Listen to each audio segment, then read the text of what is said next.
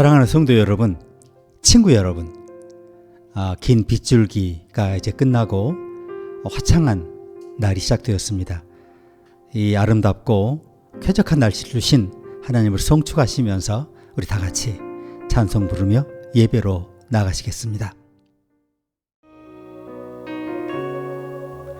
우리들을 위하여 십자가에 못 박혀 모든 죄를 용서하사 의인 삼아 주신 주 어떤 일이 있어도 나를 버리지 않고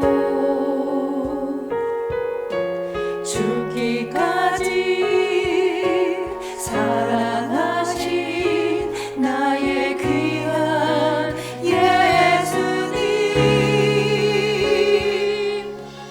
내 마음의 한 자리 가장 귀한 그 자리 주오셔서 앉으소서. 주님만 나의 법에 내 마음의 한 자리 가장 귀한 그 자리 주오셔서 다스리소서. 주님만 나의 영광.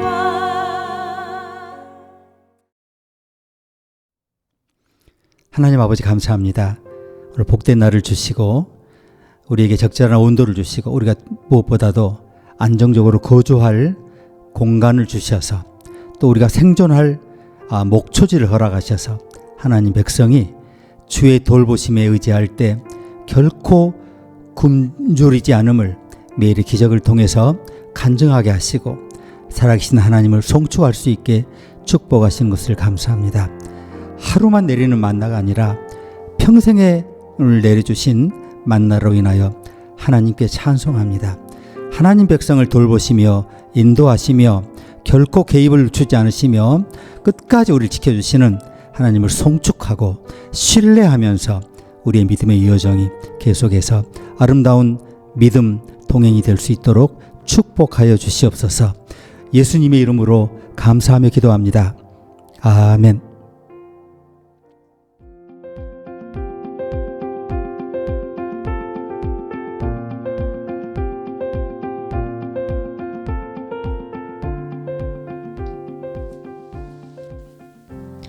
룻이 가로되 나로 어머니를 떠나며 어머니를 따르지 말고 돌아가라. 강건하지 마옵소서.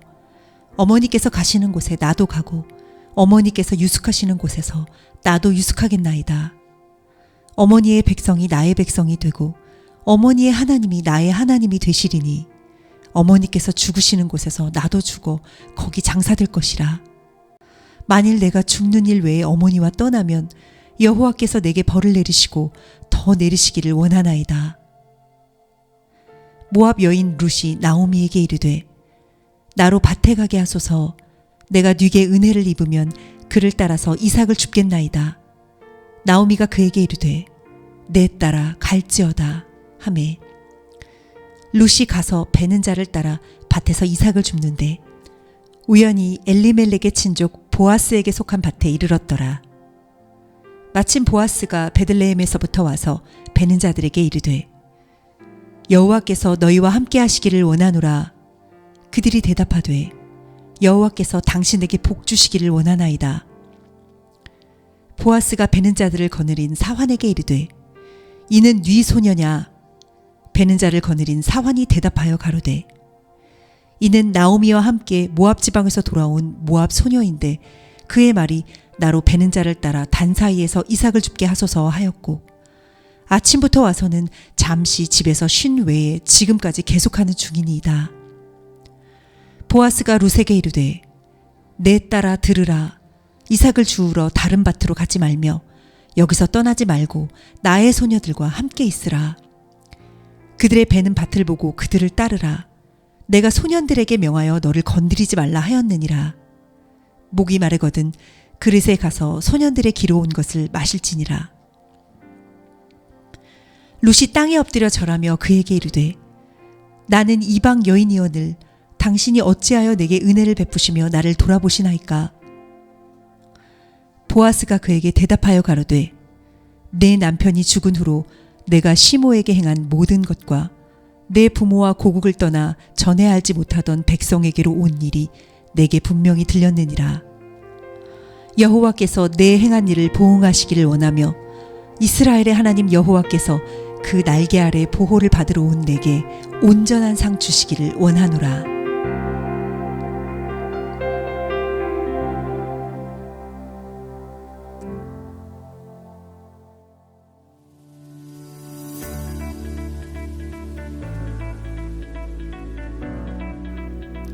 이삭 줍는 들판. 하나님이 집을 여시는 방식. 주거신학 세 번째 강해입니다. 성경은 하나님을 집을 지으시는 하나님으로 소개합니다. 그런데 하나님은 언제나 집을 먼저 짓지 않으십니다. 어떻게 지어요? 먼저 사람을 부르시고 길을 여시고 공동체를 세우십니다. 집은 그 결과로 주어집니다. 오늘 룻기의 시작은 진짜 조용해요. 일단 전쟁이 없습니다. 왕의 음모도 없고요. 기적도 없습니다. 남편을 잃은 두 여인이 고향으로 돌아오는 얘기입니다. 근데 성경은 바로 그 평범한 귀양 속에서 하나님의 나라를 보여주십니다. 베들레헴은 여러분 아시는 대로 떡집이라는 의미이죠.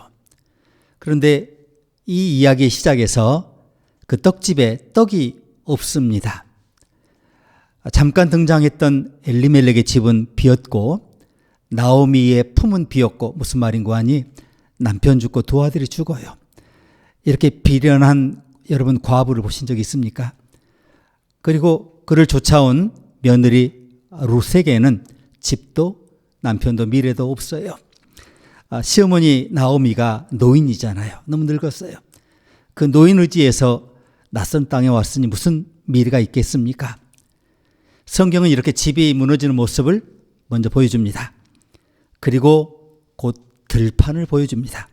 놀라운 것은 하나님께서 무너진 집을 다시 여시는 장소가 궁전이 아니라는 겁니다. 그럼 뭐예요?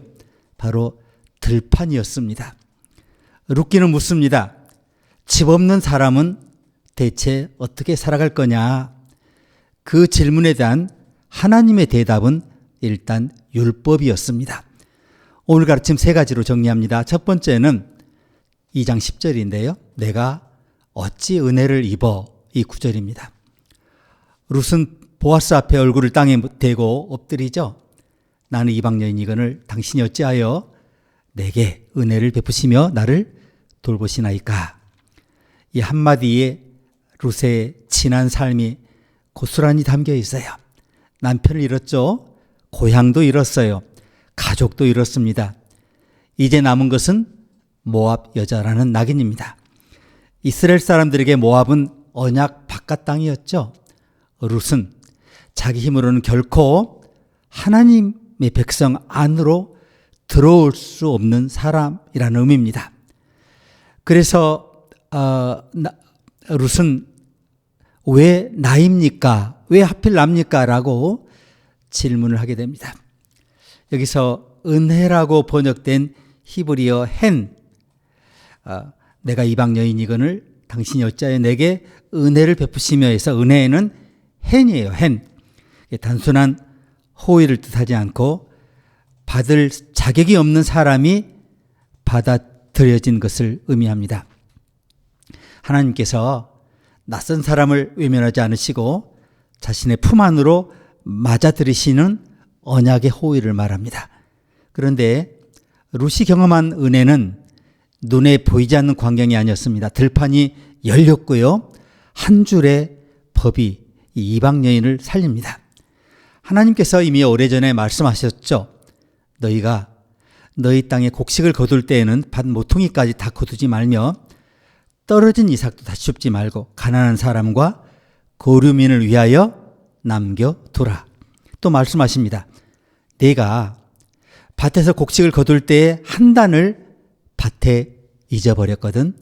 다시 가지러 돌아가지 말라. 그것은 나그네와 고아와 과부를 위한 것이다. 신명기 24장 19절입니다. 참 이상한 명령입니다. 농부라면 끝까지 거두는 것이 상식입니다. 한 알이라도 더 모으는 것이 지혜입니다. 그런데 하나님께서는 마지막 이삭은 내버려 두라고 하십니다. 하나님께서는 수확의 끝자락을 비워두라고 명령하십니다. 왜 그렇습니까? 그 빈자리가, 나에게는 사소한 그 빈자리가 누구에게는 생명, 은혜의 시작이기 때문에 그렇습니다. 가난한 사람은 아무것도 없는 사람이 아닙니다. 하나님께서 이미 남겨두라고 하신 그 몫을 찾아갈 권리를 가진 사람입니다. 이삭 줍기는 자선 사업이 아닙니다. 동정을 베푸는 행사가 아닙니다. 언약 공동체 안에서, 하나님 나라 안에서 하나님께서 마련해 두신 생명의 제도입니다.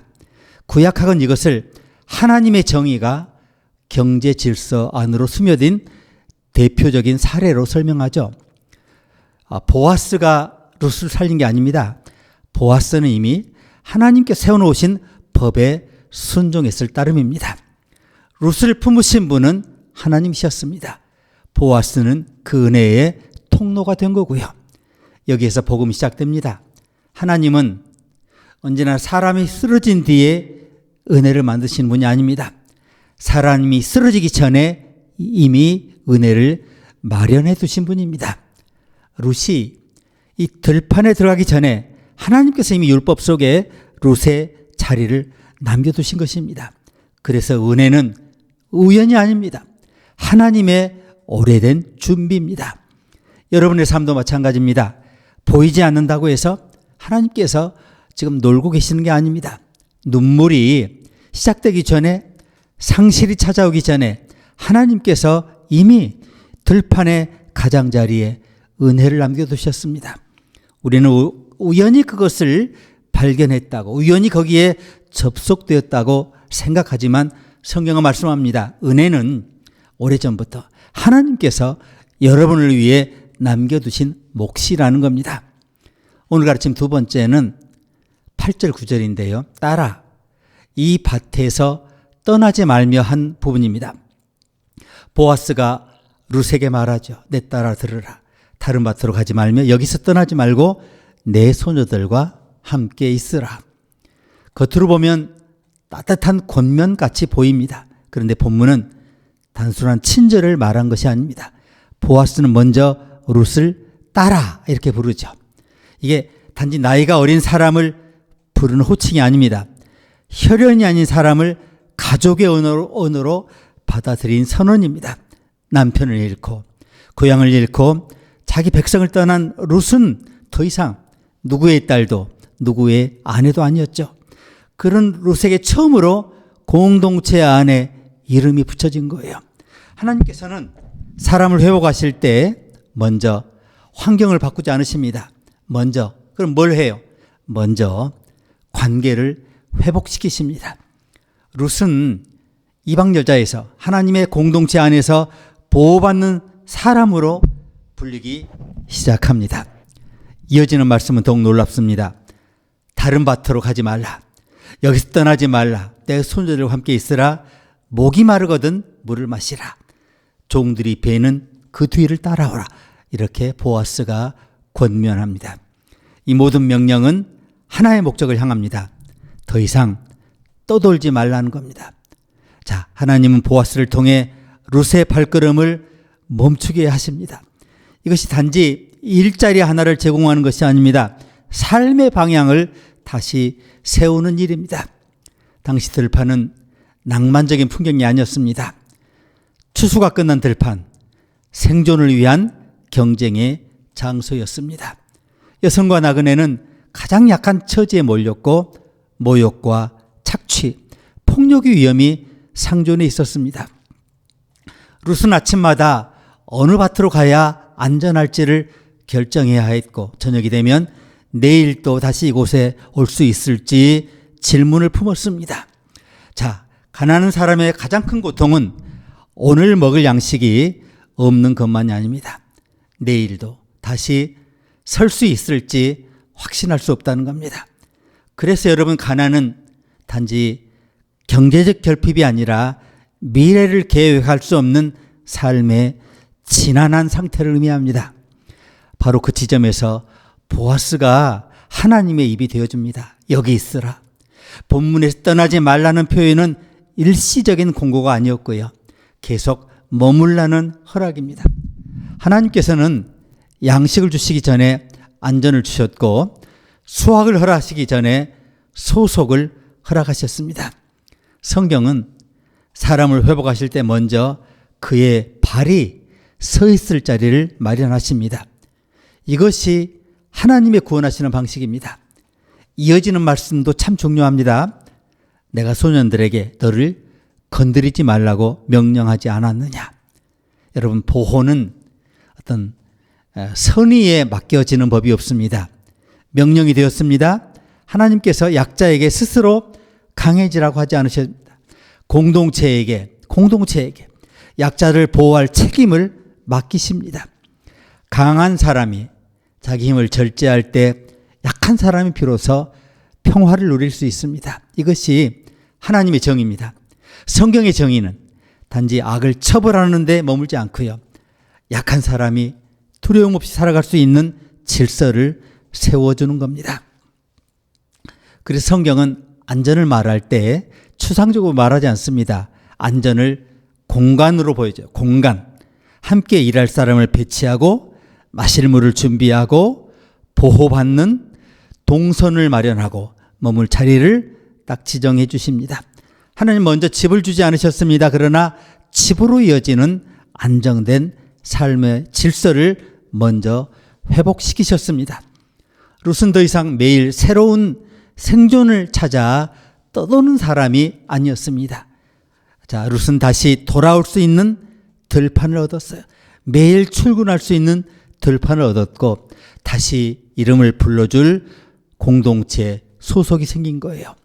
이것이 성경 전체를 관통하는 하나님의 일하시는 방식입니다. 하나님은 아담에게 에덴을 맡기셨고 광야에서는 성막 가운데 백성과 함께 거하셨고 가나안에서는 도피성을 세워서 억울한 사람이 피할 자리를 마련하셨어요. 하나님은 언제나 사람이 살아갈 공간을 먼저 준비하신 거죠. 공간은 단순한 배경이 아닙니다.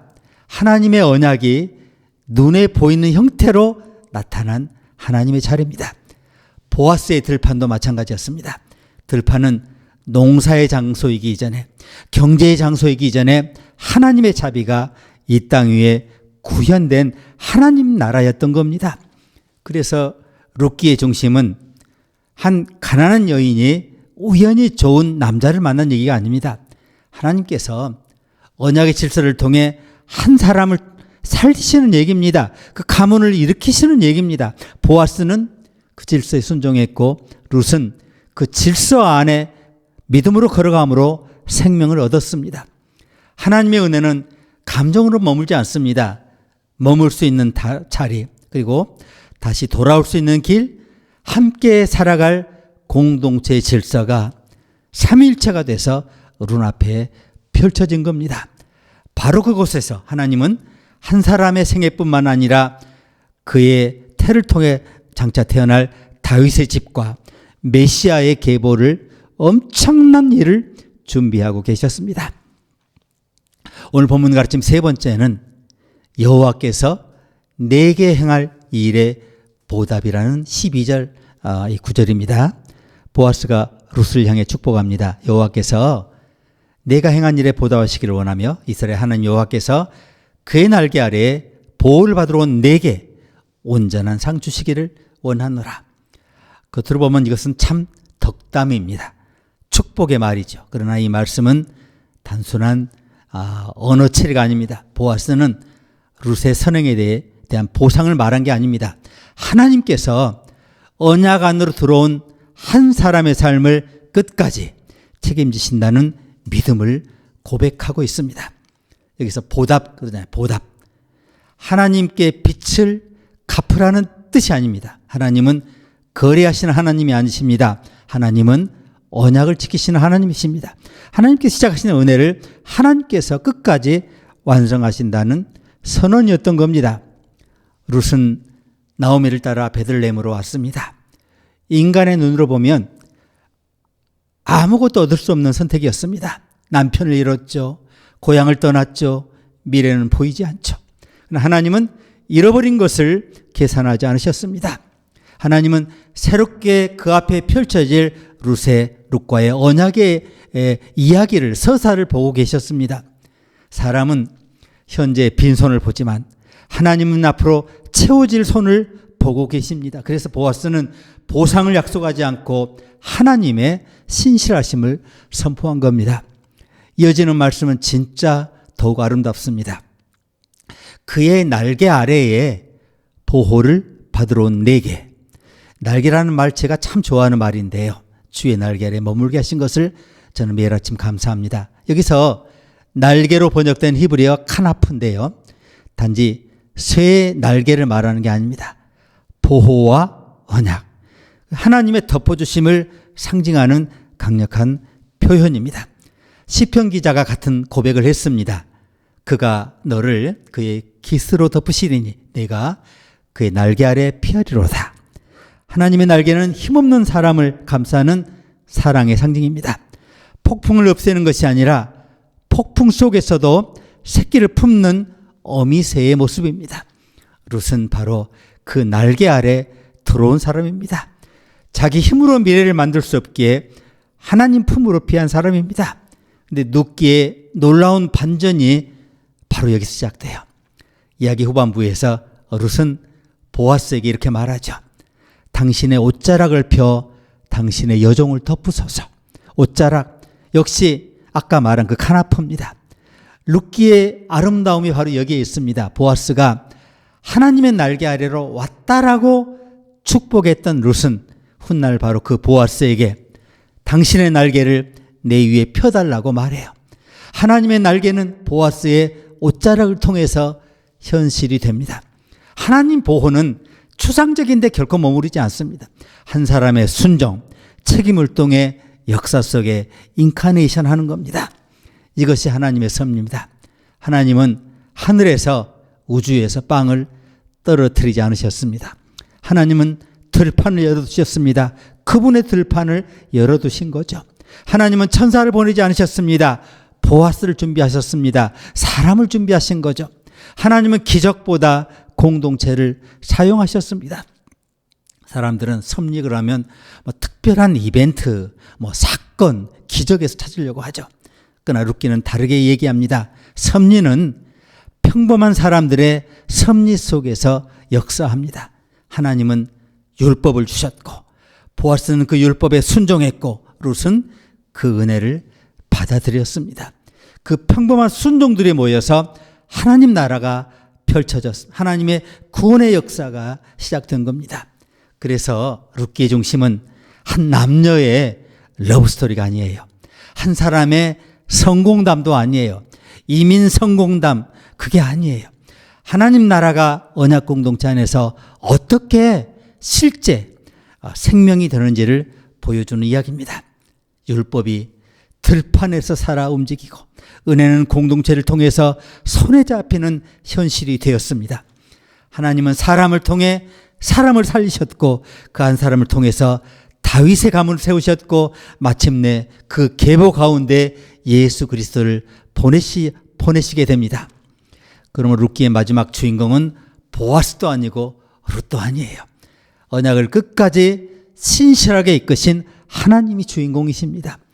사람의 상실보다 하나님의 약속이 더 크고 사람의 빈손보다 하나님의 섭리가 더 깊고 사람의 오늘보다 하나님의 내일이 더 멀리 보고 있기 때문에 들판에서 시작된 이 작은 순종 하나하나가 결국 구속사의 엄청난 물줄기를 터뜨립니다.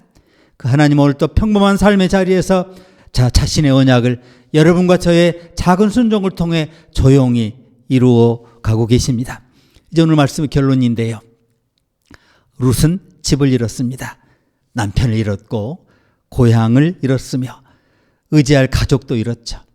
사람의 눈으로 보면 모든 것이 끝났다라고 할 수 있는 자리죠. 그런데 하나님은 무너진 삶 앞에서 먼저 집을 보여주지 않으셨어요.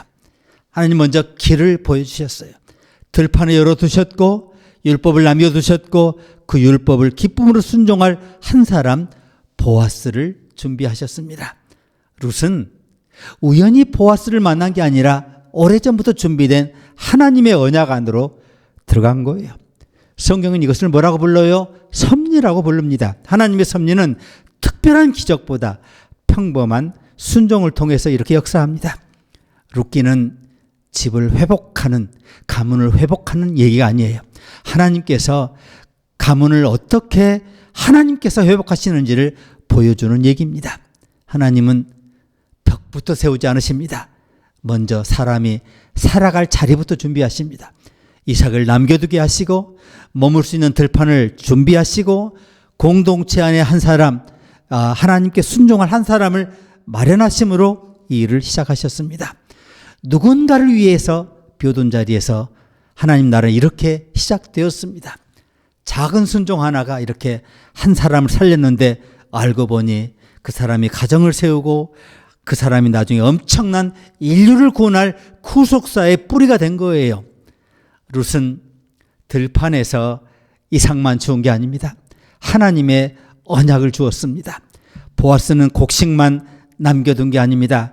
하나님의 자비가 머물 자리를 남겨뒀습니다. 그래서 들판은 단순한 경제의 공간이 아니라 하나님의 은혜가 눈에 띄는 형태로 드러난 장소라고 할 수 있습니다. 하나님은 사람을 사랑한다라고 말로만 하지 않으십니다. 사랑이 실제로 펼쳐질 그 질서를 마련하시고 구체적으로 사람의 손을 통해 그를 온 사람 앞에 펼치십니다. 이것이 율법이고 언약이고 하나님 나라인 겁니다. 오늘 우리의 삶도 다르지 않죠. 하나님께서 여전히 세상 한가운데에 들판을 만들고 계십니다. 문제는 하나님께서 이삭을 남겨두지 않으신 게 아니라 우리가 마지막 한 단계까지 다 거두어 가려는데 문제가 있는 겁니다. 시간을 다 자신의 것으로 만들고 공간을 모두 자신의 것으로만 두고 관심마저 자신의 필요에만 사용하게 될 때 누군가는 하나님이 준비한 그 마련한 것을 받지 못하고 자기 몫을 잃어버리게 돼요. 하나님 지금도 우리의 삶 가장자리에 누군가를 위한 공간을 준비하라고 하십니다. 오늘 말씀의 적용인데요. 여러분, 가정과 교회와 일터를 다시 한번 살펴보시기 바랍니다. 하나님께서 여러분에 맡기신 이삭이 뭐냐 하는 겁니다. 남은 시간이 있습니까? 함께 앉을 식탁이 있습니까? 비워둘 수 있는 방이 있습니까?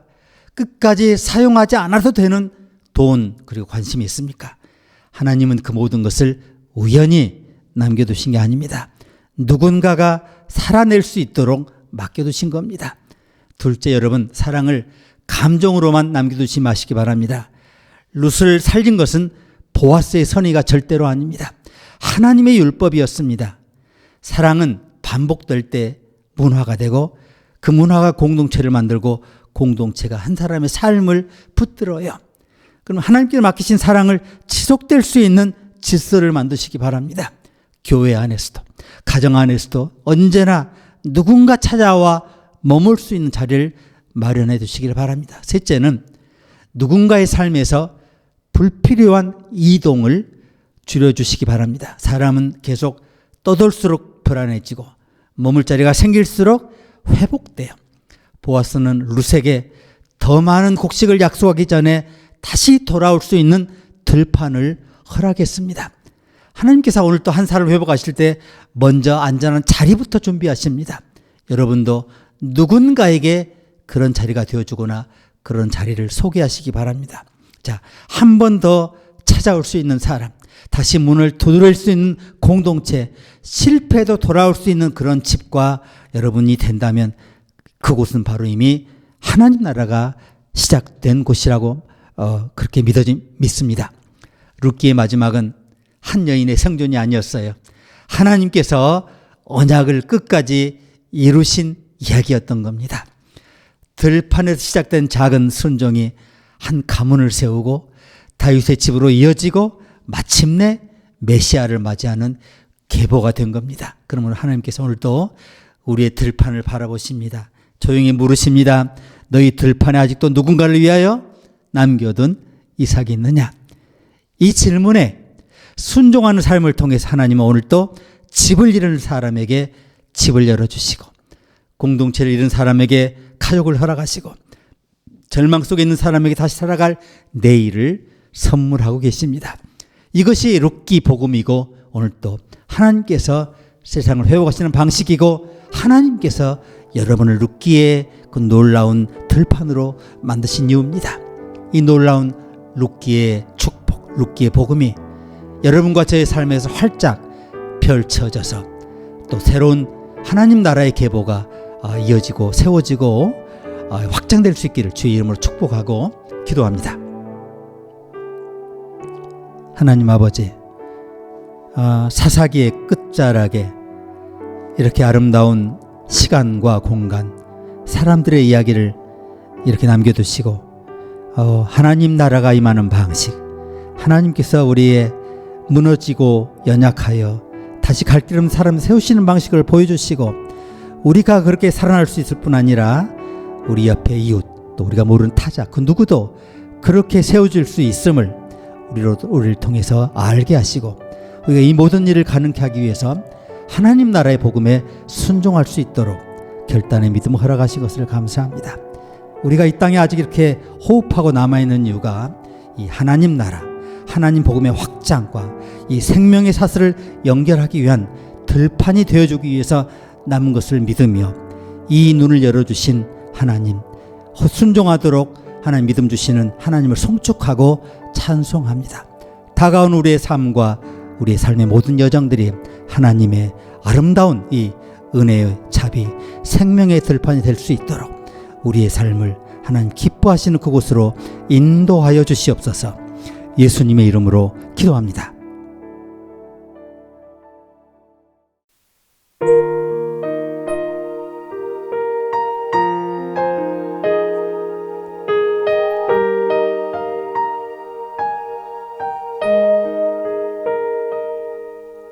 나의 가는 길이 보이지 않을 때, 길이 멀다 느낄 때,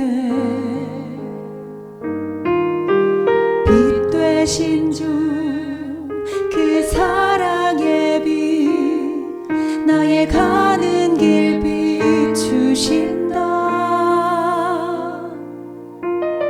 무엇을 먹을까, 무엇을 입을까, 어두운 근심 쌓일 때,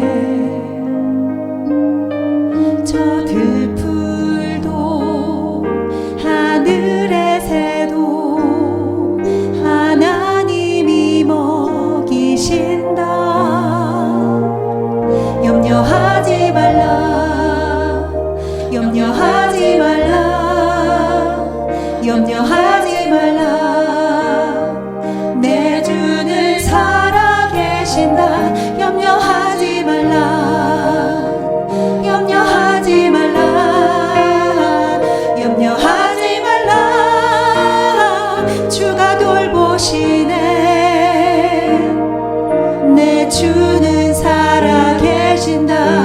너의 형편하신다. 두려워 말라, 염려하지 말라.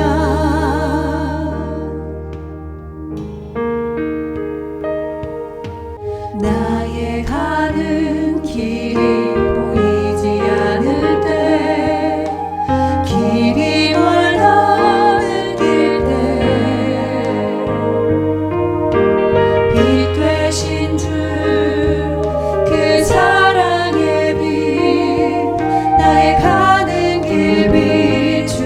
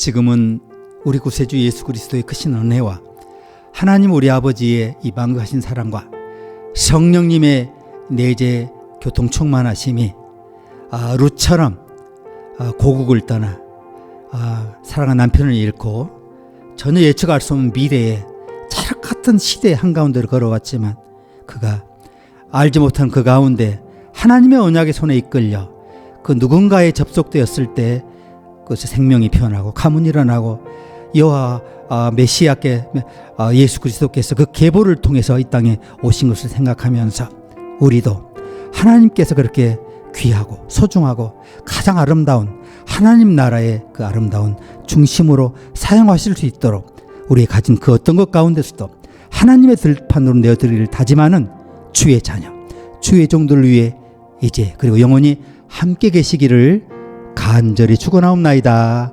아멘.